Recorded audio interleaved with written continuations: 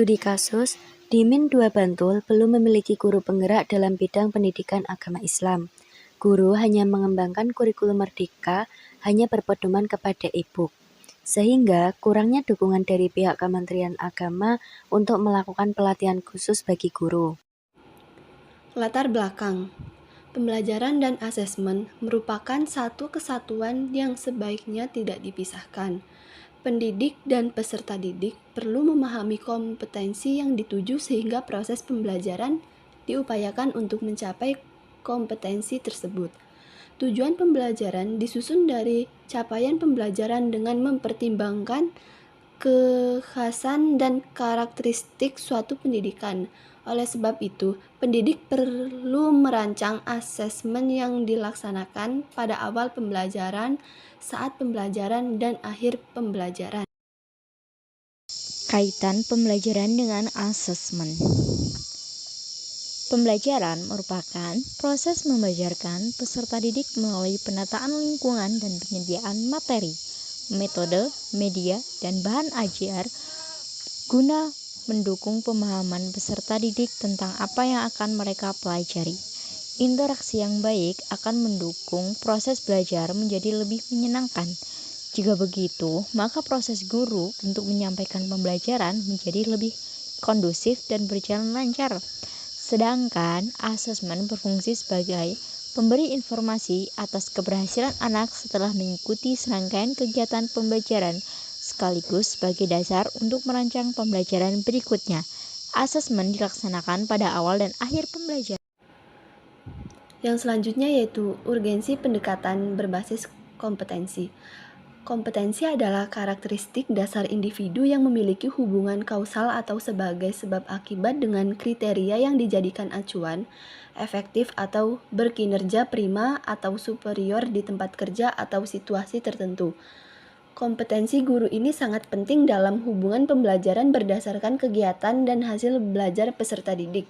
Adapun proses dari hasil belajar peserta didik bukan hanya ketentuan dari pihak sekolah maupun kurikulumnya, melainkan terdapat kompetensi guru di dalam hasil tersebut. Dengan demikian, pendekatan pembelajaran berbasis kompetensi menuntut guru untuk selalu berinovasi dan berimprovisasi dalam menentukan metode dan strategi pembelajaran yang sesuai dengan cara peserta didik belajar. Implementasi pendekatan pembelajaran berbasis kompetensi. A. Guru menggunakan berbagai metode pembelajaran yang bervariasi dan untuk membantu murid mengembangkan kompetensi. B. Guru merefleksikan proses dan sikapnya untuk memberi keteladanan dan sumber inspirasi positif bagi peserta didik. C. Guru menggunakan berbagai metode pembelajaran yang bervariasi dan untuk membantu peserta didik mengembangkan kompetensi. D.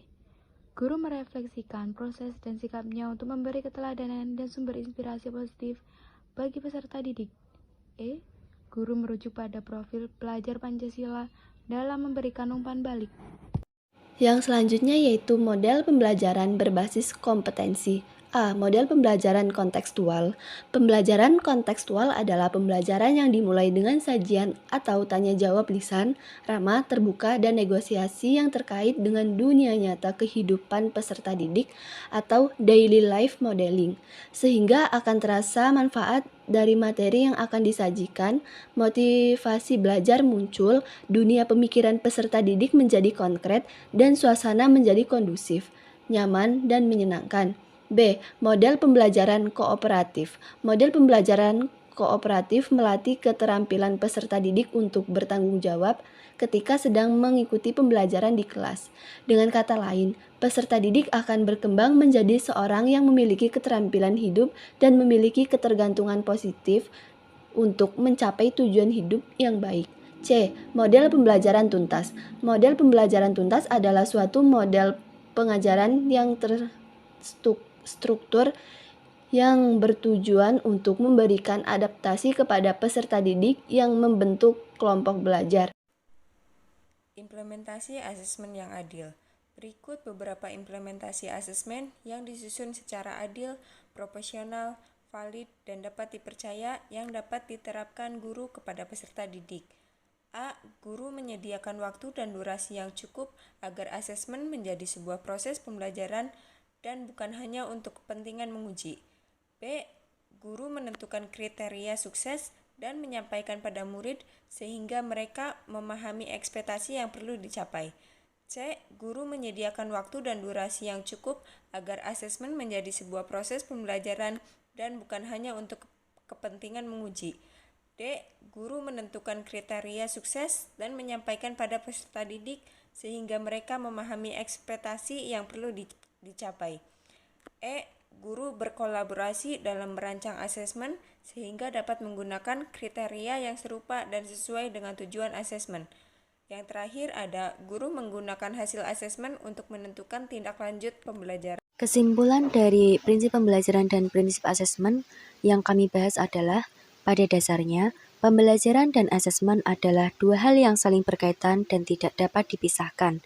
Pembelajaran dan asesmen bertujuan untuk mengukur kompetensi peserta didik dan efektivitas pada proses pembelajaran. Untuk mengamati kelancaran proses pembelajaran, maka pemerintah menetapkan prinsip asesmen dan prinsip pembelajaran. Prinsip asesmen dan prinsip pembelajaran bertujuan untuk membantu pendidik dalam merencanakan dan melaksanakan pembelajaran yang bermakna, agar peserta didik lebih kreatif, berpikir kritis, dan inovatif.